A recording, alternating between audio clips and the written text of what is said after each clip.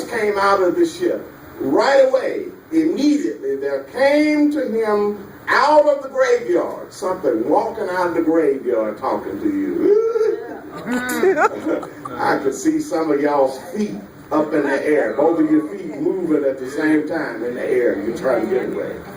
Coming out of the graveyard, and he has an unclean spirit.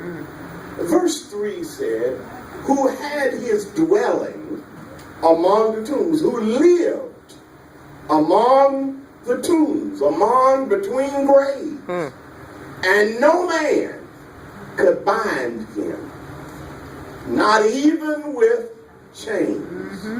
Let's see. The Bible said, for he had often been bound with chains. Many times he had been bound with chains. They tied him up hand and feet. Fetters, meaning that his feet were also bound. And his hands were bound with chains. And the chains had been plucked asunder.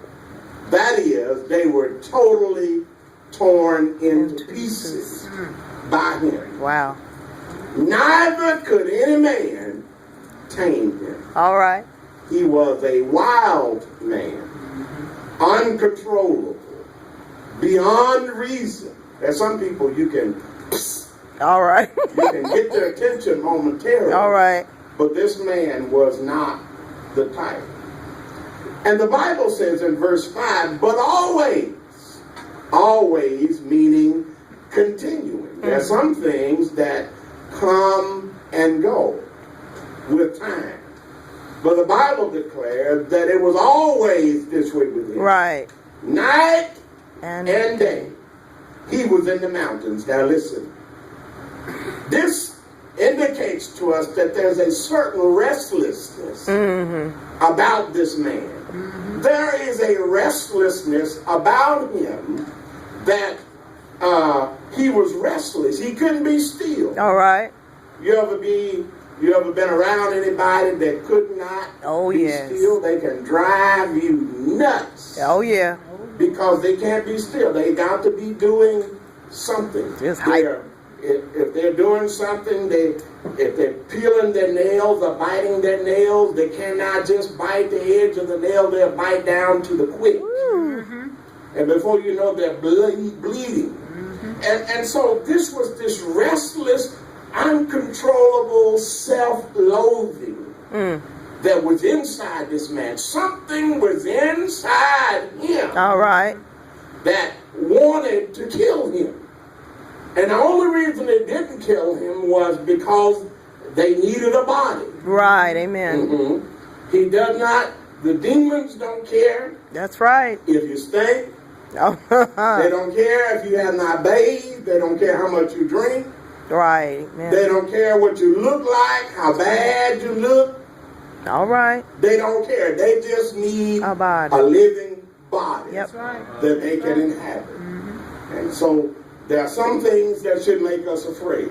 That's right. There are forces in this world that many of us don't recognize and understand.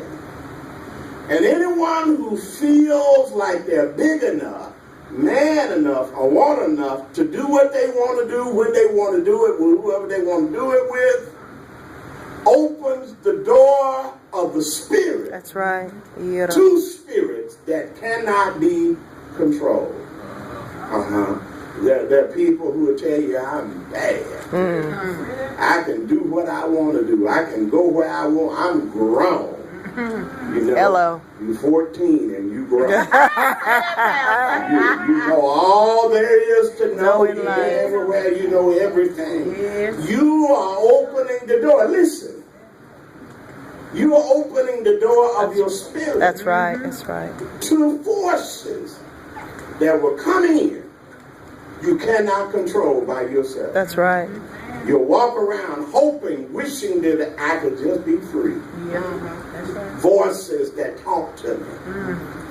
Things that trouble me in the night. I cannot sleep.